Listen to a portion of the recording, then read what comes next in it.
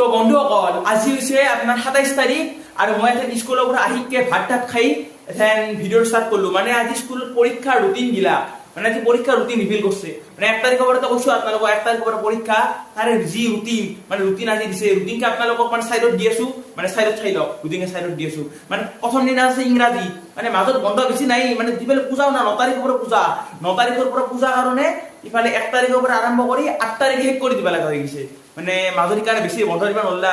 পূজা কাৰণে নৰিনা পূজা আছে ইফালে আৰু পূজাৰ পাছত বহুত পৰীক্ষা হেনে কথা এখন ইকেদিন আপোনালোকে বয়া নাপাব মানে বেছি ভিডিঅ' দিবা আৰু নাই মানে মোৰ সময় একদম নহয় গৈছে মানে আপোনালোকে কথাটো মানে বুঝবা লাগব কিন্তু মোক আপোনালোকে ক্ষমা কৰি দিব লাগিব এইখিনি কথা মানে